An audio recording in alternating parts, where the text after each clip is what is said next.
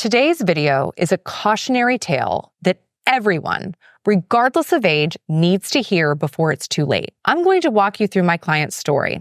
Let's call her Judy, and how her life turned upside down after her husband of 39 years got sick. I have been working with retirees since 2009, and I have never witnessed a story like this up close. Judy married Bill in New Jersey in 1984 after knowing each other for only 6 months. It was love at first sight, and Bill got a great job in New York City that could easily support them and keep them comfortable. Their families loved each other, and they were excited to start their new life and a family together. After trying for several years, they finally had their son Joseph in 1988. He was the apple of their eye. Bill absolutely loved being a dad, and Judy was a really happy mom. They called each other the Three Musketeers. Though Judy and Bill tried for more kids, it just didn't happen. So Joseph got all of their love and attention. He was a competitive and driven young man, always striving for better performance or an edge. He got into a prestigious university, made awesome grades, and got a high-paying job out of college in the Northeast. In 2012, Bill and Judy retired to South Florida to be near Judy's dad, who was getting older and needed some help. Bill loved the area, though, because he could play golf in his neighborhood, and Judy just loved being close to her dad and able to help him. Bill was solely in charge of their finances, handling all of their bills, investment accounts, and taxes. Judy was just not interested in learning about their money, so she stayed out of it. Joseph would visit at least once a year, and they were a very happy family. Soon, Joseph met his wife and started a family of his own. His parents were over the moon. Then, in late 2020, Bill was diagnosed with stage 4 pancreatic cancer. Shortly afterward, Bill and Judy visited a local estate planning attorney and drafted 2 emergency documents and a last will and testament. The first emergency document was the Advanced Healthcare Directive, or a healthcare surrogate. This is a legal document that states your wishes for medical care and names a surrogate or an agent, basically, that can make decisions when you are unable to do so yourself. The second emergency document drafted was the Durable Power of Attorney.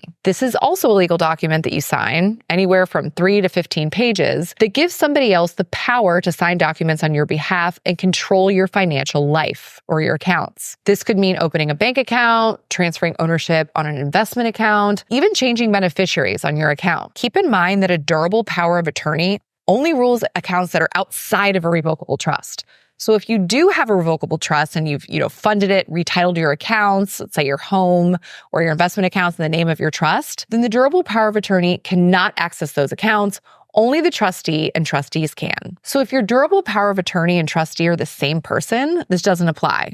Bill named Judy as the healthcare surrogate and his durable power of attorney. If any of you have these documents drafted, you may be in a state that allows for what's called a springing power of attorney. This means that your named agent or, whoever you designate to act on your behalf can only act once you've become incapacitated. However, in Florida, once you sign a durable power of attorney, that person can make decisions on your behalf right away without any incapacity needed. For the next year, Judy was a full-time caregiver for Bill and for her dad, who lived across the street. She was absolutely exhausted and really, really needed help. There was a trial for his cancer available in New York City, where Joseph and his wife lived. And Joseph asked his parents if he could take his dad in and care for him while he was on the trial. Bill was very touched by his son's gesture and wanted to do everything he could to live. And Judy was equally as touched. She didn't love the idea of her husband living in another state, but she too wanted him to try every possibility to live. So she agreed to allow Bill to live with Joseph for the 6-month trial period. Judy would visit every month and talk to Bill on the phone nearly every single day. After a few months, she could see that his health was failing. So when she insisted on taking him back home to Florida so that he could pass away peacefully, Joseph vehemently refused. It was around this time that we started getting phone calls from Joseph and his attorney that Bill had changed both his healthcare surrogate and his financial power of attorney from Judy to Joseph. After the first call, I immediately called Judy to ask if this was in fact true. She started crying and said that she thought it was the right thing to do. Joseph pressured her to sign over her rights when Bill first got to New York City for treatment to make the process easier for Bill. Honestly, Judy thought nothing of it at that time and trusted Joseph to be a good steward for his dad. So much so that she didn't even call us, or call anyone for that matter, to consult on that decision. However, she didn't fully understand that she gave over financial rights to her son until it was too late. On the second call into our office, Joseph did what we were most afraid of. He started requesting that the account beneficiaries be changed to guess who? him. He sent us all of the legal documents proving that he was now the financial power of attorney. When we tried to call Bill, his cell phone had been turned off. We had no choice but to gather the forms he requested, which would change the trajectory of Judy's life forever. Over the next 3 weeks, all of Bill's account beneficiaries, including his life insurance, have been changed to Joseph at 100%. Judy didn't know exactly what he was doing, and we couldn't legally tell her either. When Judy would go to see Bill told Judy that he told Joseph to make sure to take care of his mother. And of course, Joseph promised that he would. While Judy would visit, Joseph would actually fly down to Florida and take pieces of Bill and Judy's valuable artwork collection back to his house to help Dad feel more comfortable. Judy started to feel really uneasy after learning this. Within 1 month, Bill died, and Judy then learned the damage that had been done just by signing 1, or actually 2, legal documents. The only accounts that Judy inherited were their jointly owned bank and savings account, but this was a combination of just $300,000. She did inherit the house, as this was jointly owned as well, but that's it. So now she is forced to sell her home, as her low income and asset level will not cover the expenses.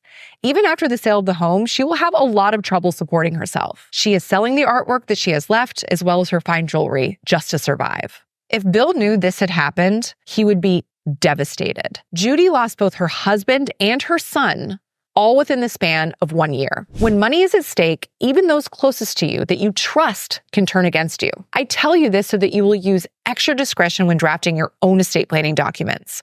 Beware of others, especially family. I hate to say that, but especially family, offering to help when you're desperate or in a fragile state. Never ever agree to sign over your financial power of attorney without consulting your financial advisor and your estate planning attorney. Once you sign that document, you've given up control indefinitely. I also want to point out that had Bill and Judy drafted a revocable living trust and titled their brokerage accounts in the name of the trust, it would have been a lot harder for Joseph to steal their money. Judy would have had to amend the trust, and that would have required a visit to her attorney. Unfortunately, retirement accounts cannot be owned by a trust, so he was going to be able to change the beneficiaries on those accounts, but at least the brokerage accounts would have been protected. The only person that you can trust to protect you is you. So please keep this message in mind as you age and as you draft your documents, and pass this message along to those you care about.